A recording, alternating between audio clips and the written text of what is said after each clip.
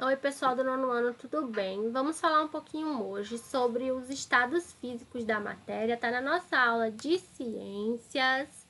Vamos falar um pouquinho, tá, sobre os três estados físicos que a matéria possui. O primeiro é o estado sólido, né, quando ela está bem unida e tem forma bem definida. Um exemplo é o gelo, tá? O estado líquido é quando ela se encontra unida, mas a força é bem pequena, tá? E as moléculas vão ficar deslizando umas sobre as outras e não vai ter forma definida, que é o caso da água quando está no estado líquido, né? Já o estado gasoso é quando a matéria se encontra totalmente livre, não possui uma forma definida e vai ocupar o maior volume possível. Por exemplo, o gás de cozinha, tá, pessoal? Então, ó, quando a nossa água está bem fria, ela está gelo. Se ela está morna, está no estado líquido, né? Ela vira água. E se está quente, ela está no estado de vapor, tá? Então a água principal é exemplo aí dos estados, né, físicos da matéria. E a gente sabe que a matéria ela vai passar por mudanças de estado, então ela vai passar do sólido para o líquido, do líquido para o gasoso e sempre tem o vice-versa, tá, pessoal? Então vamos saber um pouquinho sobre cada uma delas. A fusão é quando vai passar do estado sólido para o líquido. Já a solidificação é quando passa do líquido para o gasoso. A vaporização é quando a gente passa do líquido para o gasoso e pode ser de três modos. Evaporação, quando é lenta e ocorre a temperatura ambiente. A ebulição é quando a gente vai fornecer calor ao líquido e ela é bem rápida e vai formar bolhas. E a calefação é quando a gente vai borrifar o líquido, por exemplo, numa chapa aquecida. Já a condensação é quando a matéria passa do estado gasoso para o líquido e pode ocorrer de três maneiras. A condensação, que é quando a substância está no estado líquido, vai se vaporizar e vai retornar ao estado líquido através do resfriamento.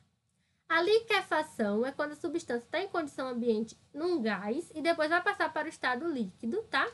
E depois passa para o gasoso de novo, aumentando a pressão. A sublimação é a passagem direta do estado sólido para o gasoso, tá? Por exemplo, quando a gente tem uma naftalina, né? Você vai vendo que a naftalina vai diminuindo com o longo do tempo, né? Não é a barata que tá comendo ela não, tá, gente? Ela que vai virando gás, tá? Ela vai passando do estado sólido para o gasoso. Então, vamos lá, ó. Misturas e soluções, tá? Para classificar as misturas, a gente vai usar o método de observação manual, né? Vai ser a olho nu, ou então a gente vai ter o auxílio de lentes e microscópios, tá?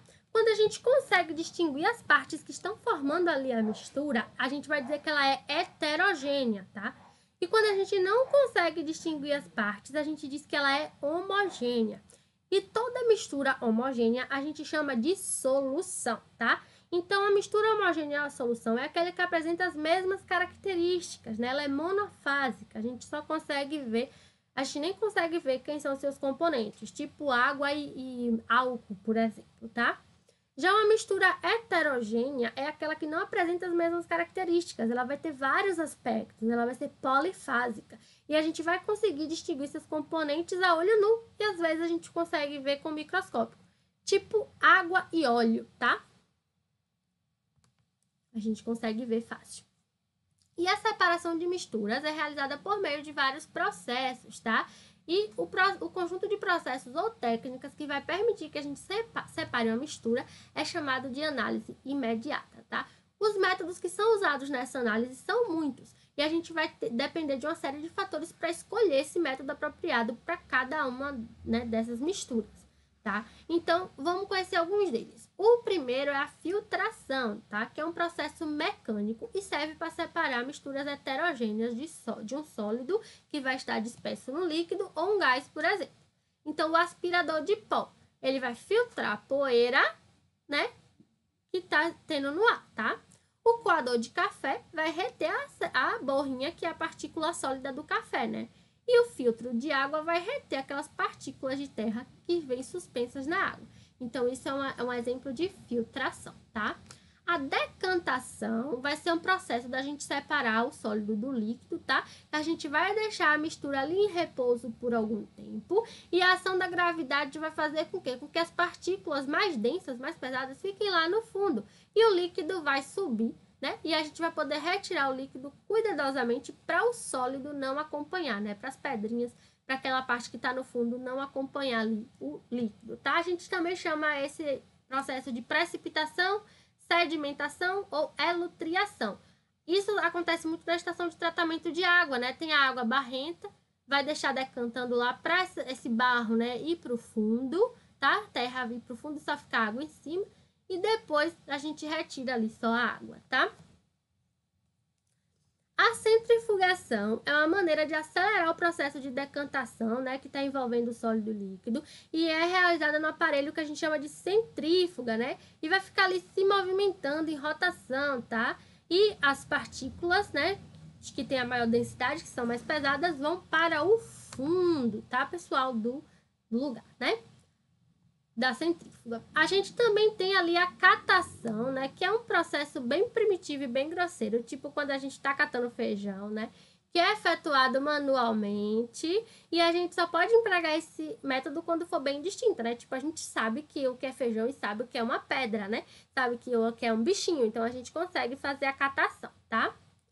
A levigação é quando tem grande diferença de densidade, tá? Então, a gente vai passar uma água sobre a mistura, né? E a água vai arrastar o que tem densidade mais baixa. A levigação é muito utilizada para separar ouro de areia, né? Por exemplo, lá quando o pessoal está garimpando, né? A densidade do ouro é maior que a da areia, então a água vai arrastar a areia e vai deixar o ouro lá na peneira, tá?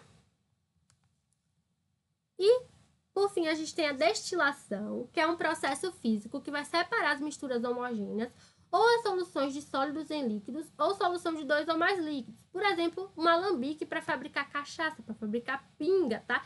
É um exemplo muito comum de destilação, tá?